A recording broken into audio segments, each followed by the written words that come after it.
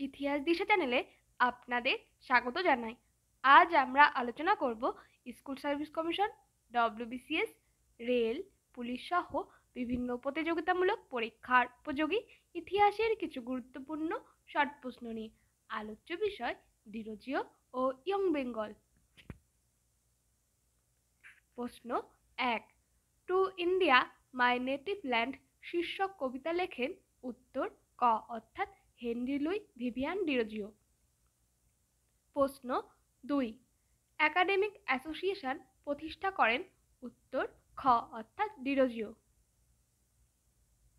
প্রশ্ন 3, ডিরোজিও হিন্দু কলেজ থেকে বহিষ্কৃত হন। উত্তর গ অর্থাৎ 1831 খ্রিস্টাব্দে।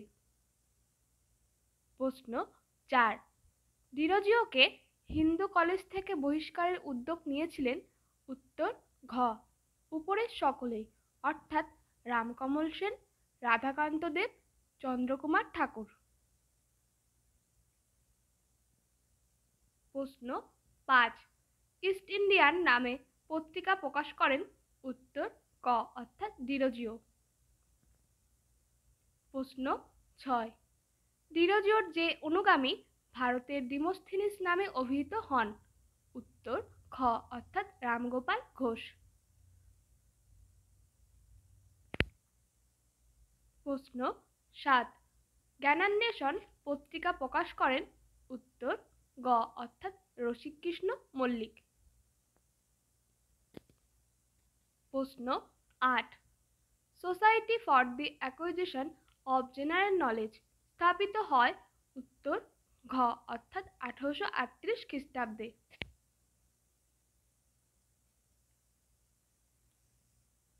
প্রশ্ন 9, society for the acquisition of general knowledge এর সভাপতি ছিলেন।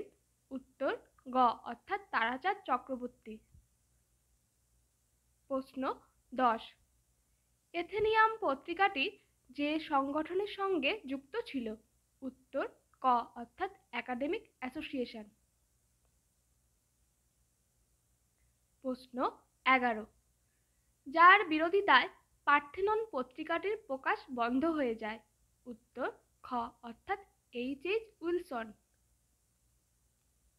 প্রশ্ন 12, কিশোরীচাঁদ মিত্র কাঞ্চনজঙ্ঘা চূড়ার সঙ্গে তুলনা করেছেন।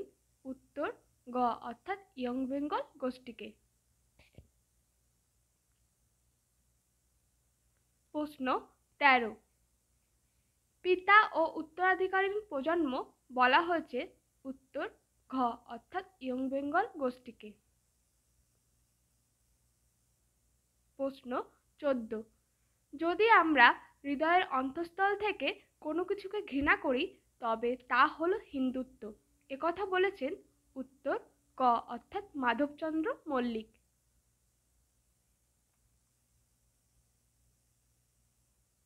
প্রশ্ন 15, এনকোয়ারার পত্রিকার সম্পাদক ছিলেন।